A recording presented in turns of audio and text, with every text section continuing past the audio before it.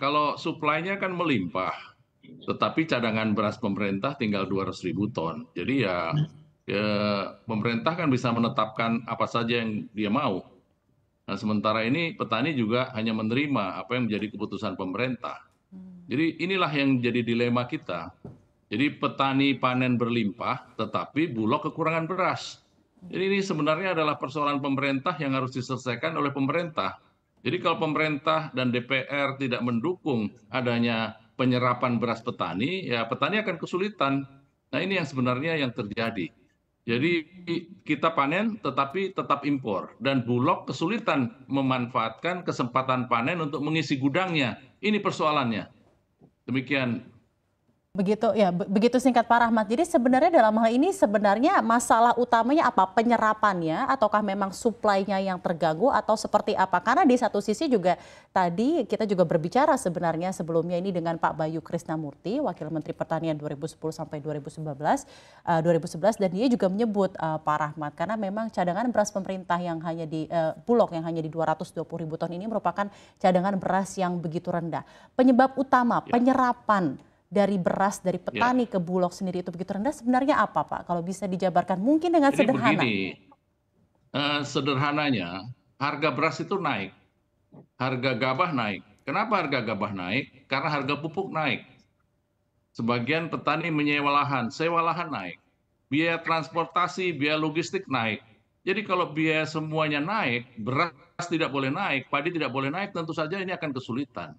Nah, ada langkah yang bijaksana bahwa Badan Pangan Nasional telah membatalkan harga acuan yang lama dan menetapkan harga acuan yang baru dengan membeli gabah dengan harga lebih tinggi 5.000. Tetapi tetap saja harga itu tidak bisa memenuhi harapan petani. Dan lagi-lagi Bulog juga harus diberi tidak hanya fleksibilitas, karena fleksibilitas itu tidak terlalu memudahkan Bulog. Bulog harus diberi kesempatan untuk membeli sesuai harga pasar.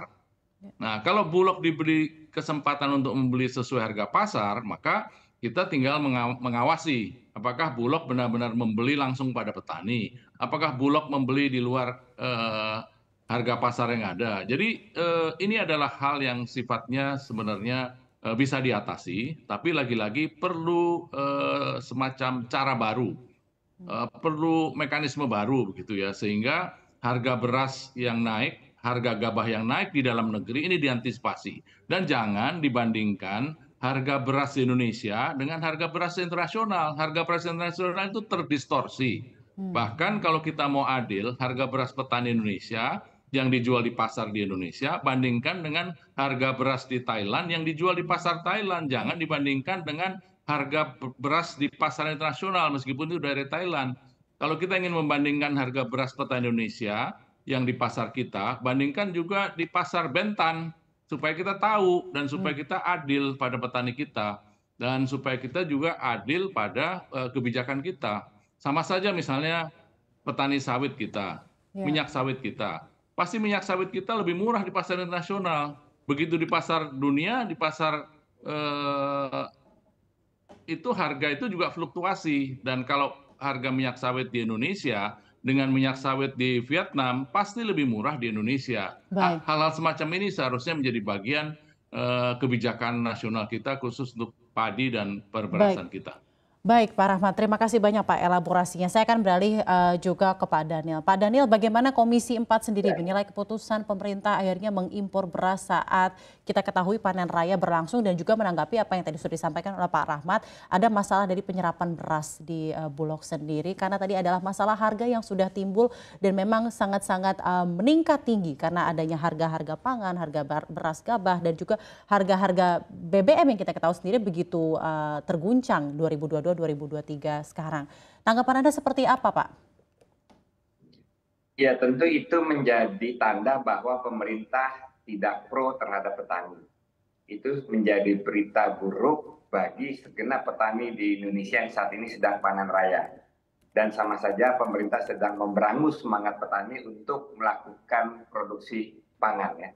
Nah, sebenarnya kita agak heran, seharusnya tidak ada alasan bagi pemerintah untuk melakukan impor karena dari data potensi produksi Bahkan kita malah surplus 3,7 juta ton beras. Sementara kebutuhan dalam konteks TBP yang mendesak 3 bulan ini, Maret, April, Mei, itu Bulog secara total butuh 600 ribuan ton. Dengan stok sekarang yang tadi kata Pak Rahmat masih ada 200 ribu, sehingga menjadi defisit sampai Mei sekitar 400 ribu ton.